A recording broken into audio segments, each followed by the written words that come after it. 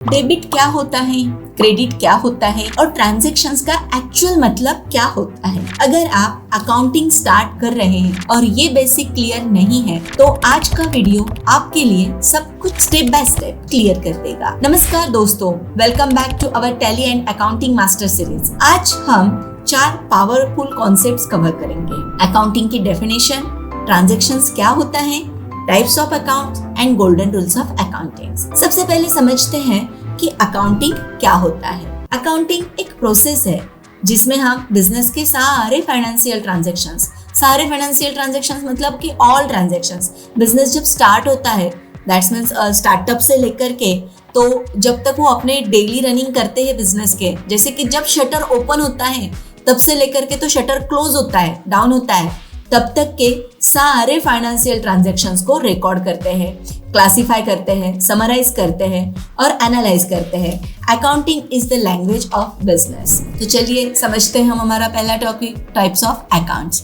Types of accounts, accounting को 2 types में divide किया गया है। एक है इम्पर्सनल अकाउंट और दूसरा है पर्सनल अकाउंट। तो पहले हम पर्सनल अकाउंट समझते हैं। Personal account that's means the any individuals, any firm, organisations, company, business including all, इन सबको हम पर्सनल, व्यक्तिगत अकाउंट जिसे हिंदी में कहा जाता है। Personal account related to the persons, business, industries, firm, organisations, company etcetera etcetera, ये होता है पर्सनल अकाउंट। और सेकेंड है हमारा impersonal account. Impersonal account is divided into 2 categories. एक होता है रियल अकाउंट और दूसरा होता है नॉमिनल अकाउंट। और अब ये जो रियल अकाउंट है, real account also divided into 2 categories, सब categories, assets and liabilities। तो ये assets मतलब assets के और liabilities, assets मतलब कि मालमत्ता, जिसे अपने बिजनेस में आने वाली जो assets होती है उसे वो assets, और liabilities जो कि हमें पेबल है, हम देने वाले हैं, वो होती है हमारी liabilities। तो चलो अभी इस कॉन्सेप्ट को हम और इन डिटेल में समझते हैं। Assets is divided into 2 sections, fixed assets and current assets. Fixed assets क्या होती है? फिक्स्ड एसेट्स जिसे हम कहते हैं चल संपत्ति, कि जो अचल है, एक जगह से दूसरी जगह पर हम निकल के नहीं जा सकते या लेकर के जा सकते तो it is not easy, such as a land, building, plant, machineries, vehicles, computers, ये सब कुछ आपकी जो होती है ये होती है फिक्स्ड एसेट्स। और ईयर के एंड में अब एसेट्स की वैल्यू तो कम ज़्यादा होती ही रहती है ना। अब जैसे कि ईयर के एंड में फॉर एग्जांपल आपने आज की डेट में टाटा पंच खरीदी जिसकी कॉस्ट है 8 लाख रुपए, और फिर वही 2 इयर्स के बाद आपने इसको सेल आउट करना चाहा। तो जब आप इसको सेल आउट करने के लिए मार्केट में उतारेंगे अपनी गाड़ी को, तो इसकी कॉस्ट क्या आपको 8 लाख की मिलने वाली है? नहीं ना, इसकी कॉस्ट आपको कम होके मिलने वाली है, such as a new cost उसकी मिल रही है आपको 6 लाख रुपीज। तो ये 8 लाख और 6 लाख के बीच में जो ये 2 लाख का डिफरेंस आया है, ये difference that's means the depreciations. जो भी फिक्स्ड एसेट्स होती है उस फिक्स्ड एसेट्स के ऊपर डेप्रिसिएशंस चार्ज होता है। फिक्स्ड एसेट्स ये रियल अकाउंट का टाइप होता है, एसेट्स का रियल अकाउंट का टाइप है एसेट्स, और एसेट्स में ये फिक्स्ड एसेट्स, और फिक्स्ड एसेट्स के ऊपर ईयर एंड में डेप्रिसिएशंस होता है। That's means use of value, वो जो प्रोडक्ट होता है उसकी एक स्पेसिफिक लाइफ होती है कि इसका 10 साल, 5 साल, 8 साल, जो कुछ एक स्पेसिफिक लाइफ है, और उस लाइफ तक की उसकी वैल्यूएशंस ये डाउनवर्ड होते जाती है, कम होते जाती हैं। ये एसेट्स के ऊपर होता है। कौन सी एसेट्स? फिक्स्ड एसेट्स के ऊपर। सेकेंड पार्ट जो हमने देखा था करंट एसेट्स। करंट एसेट्स को कहा जाता है रिकरिंग एसेट्स या लिक्विड एसेट्स। क्यों इसे लिक्विड एसेट्स क्यों कहते हैं करंट एसेट्स को?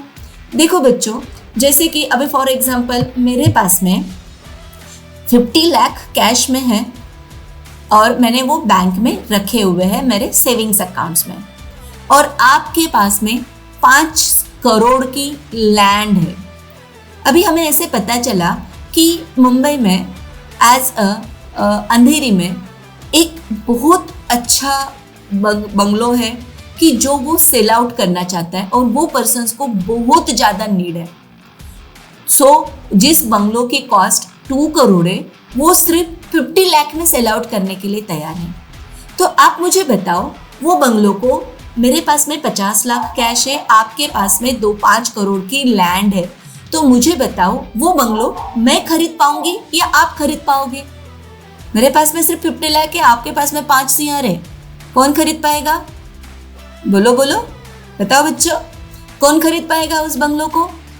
वो सामने वाला जो पर्सन है ना, वो बहुत नीडी पर्सन है, उसको इतने फास्ट में सेल आउट करके निकलना है। यस बच्चों, उस बंगलो को मैं खरीद पाऊंगी, आप नहीं। भले ही आपके पास में 5 करोड़ है, मेरे पास में 50 लाख ही है, बट मैं खरीद पाऊंगी क्योंकि मेरे पास में जो अमाउंट है वो लिक्विड में है, वो कैश में है।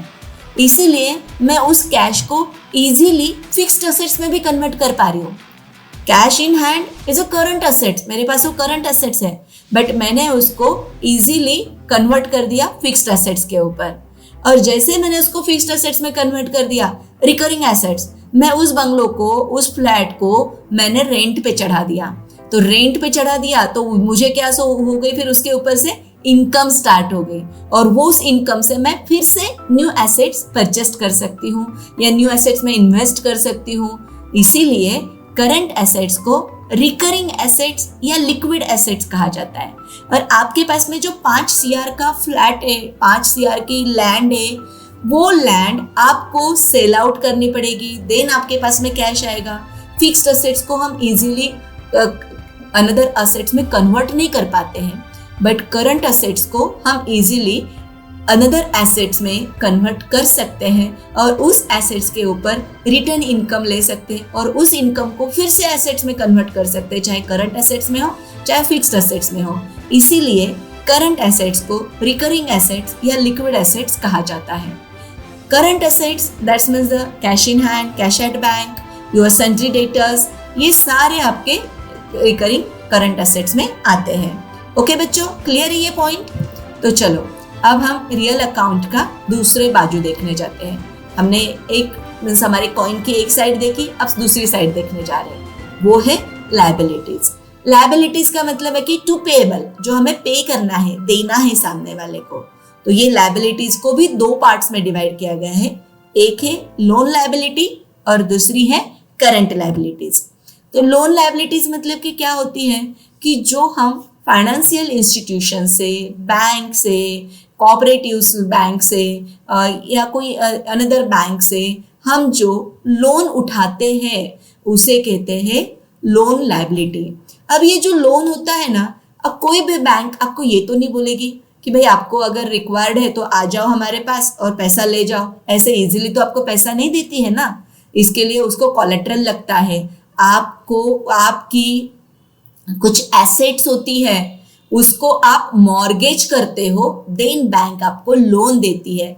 इसीलिए ये जो बैंक लोन्स होते हैं ना, इन्हें सिक्योर्ड लोन कहा जाता है। ये होती है हमारी लोन लायबिलिटीज। और दूसरी होती है हमारी करंट लायबिलिटीज। करंट लायबिलिटीज मतलब कि क्या, कि this is also type of a loan, but ये जो लोन्स होते हैं ना, ये लोन में हम हमारी कोई प्रॉपर्टी मॉर्गेज नहीं करते हैं।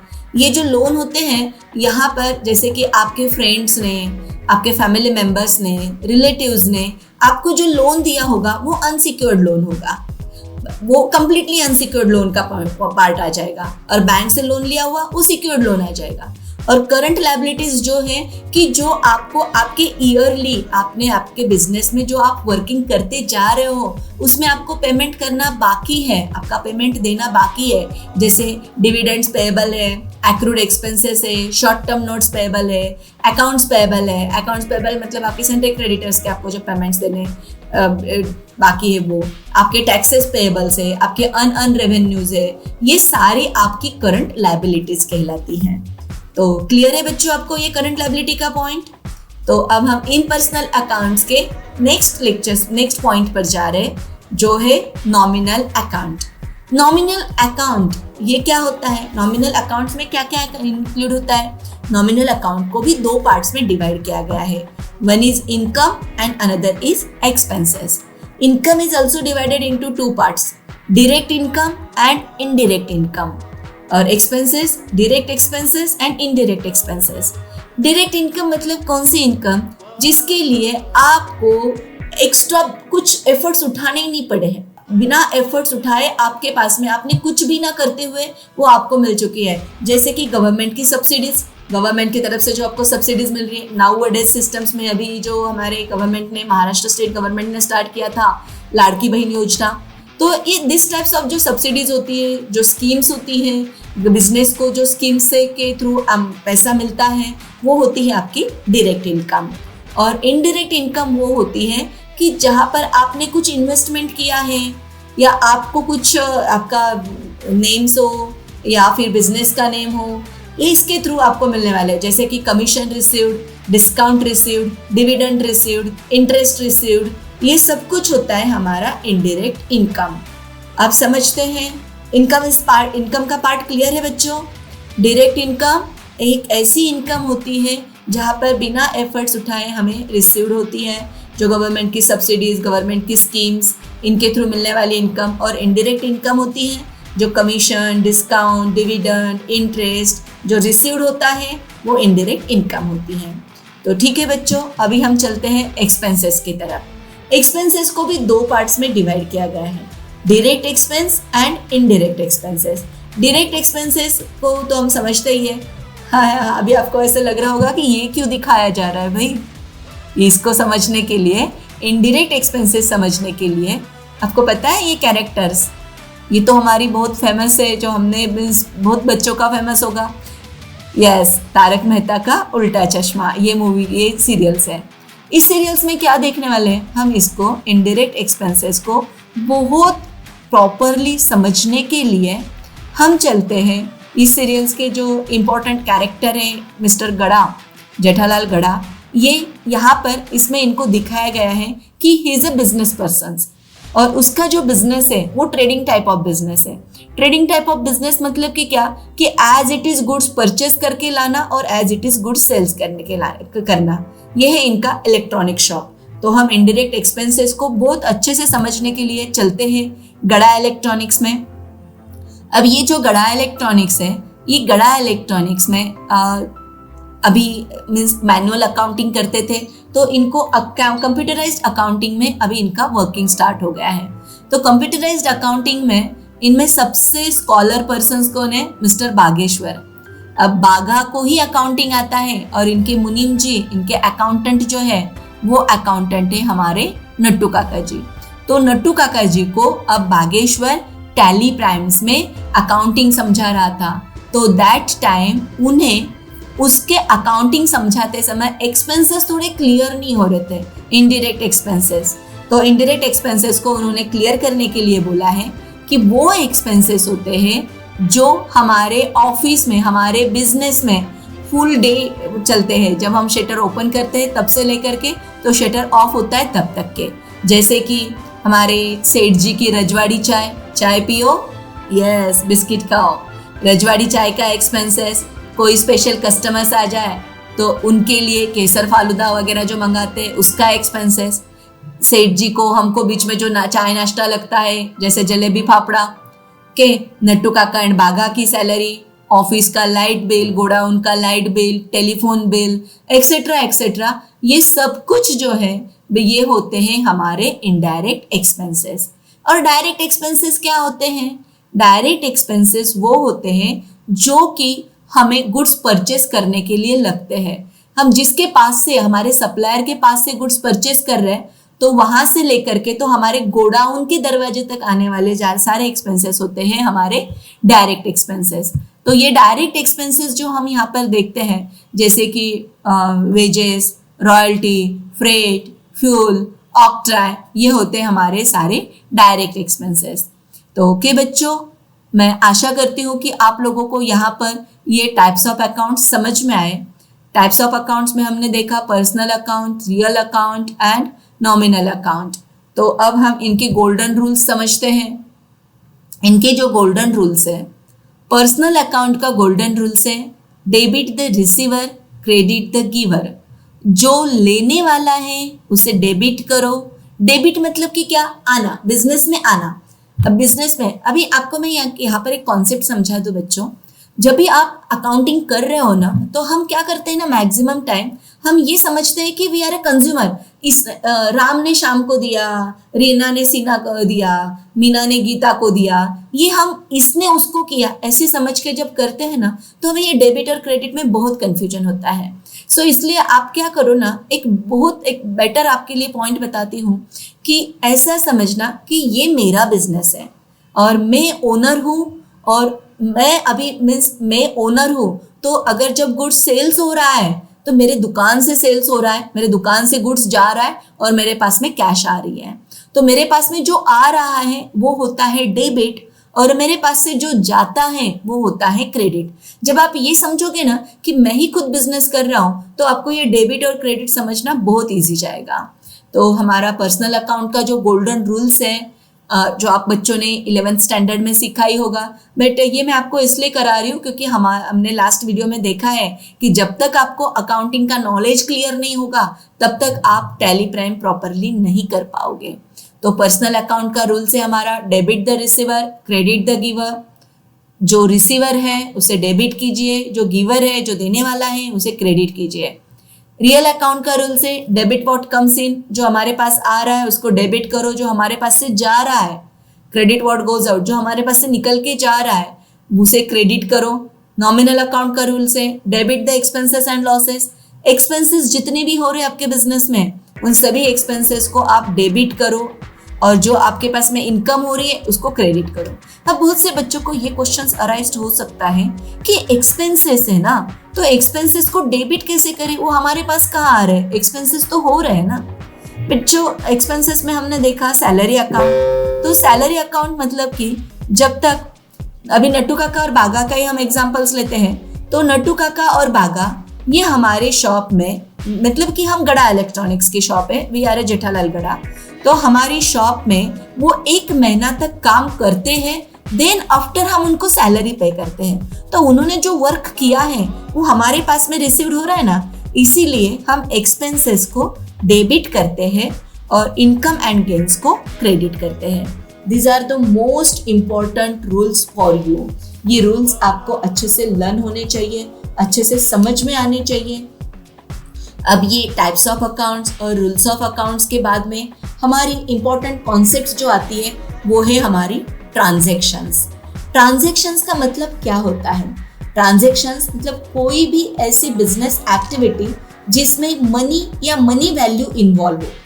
ट्रांजैक्शंस मतलब क्या कि कोई भी ऐसी बिजनेस एक्टिविटी जिसमें मनी या मनी वैल्यू इन्वॉल्व हो, जैसे कि जिसे हम सिंपली कहते हैं कि व्यवहार, मोनेटाइज्ड व्यवहार, कि जहां पर हम कुछ ले रहे हैं और कुछ दे रहे हैं वो होता है व्यवहार, उसे कहते हैं simple give and take is known as the transactions.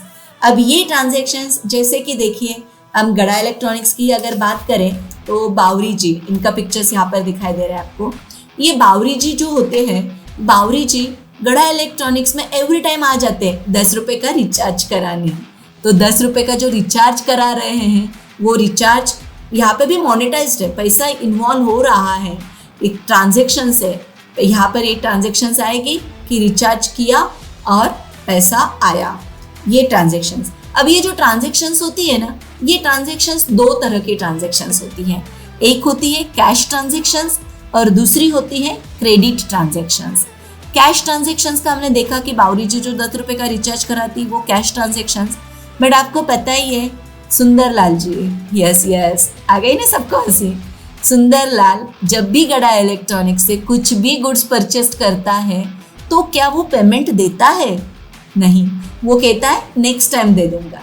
मतलब सुंदरलाल की तरह जो भी गुड्स परचेस करते हैं, जो पेमेंट उस टाइम पर हमें नहीं देते हैं, या उसे कहा जाता है क्रेडिट ट्रांजैक्शंस।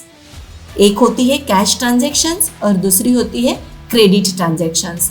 ओके बच्चों, तो अब हम इन ट्रांजैक्शंस को प्रॉपरली अंडरस्टूड करने के लिए इन्हें एज अ रिकॉर्ड किया जाता है, जिसे हम कहते हैं जर्नल्स। हर एक्टिविटी को, अब यहाँ पर क्रेडिट ट्रांजैक्शन, हर एक्टिविटी ट्रांजैक्शंस नहीं होती है, ये बात भी आप अच्छे से समझ लो बच्चों।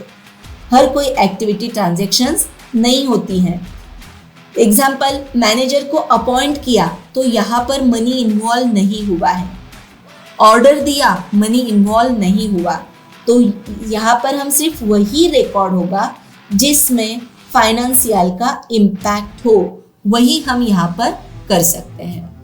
अब यहाँ पे हमें क्लियर हुआ बच्चों, जिसमें फाइनेंशियल का इम्पैक्ट होगा वही हम यहाँ पर रिकॉर्ड कर सकते हैं, वही ट्रांजैक्शंस होती हैं।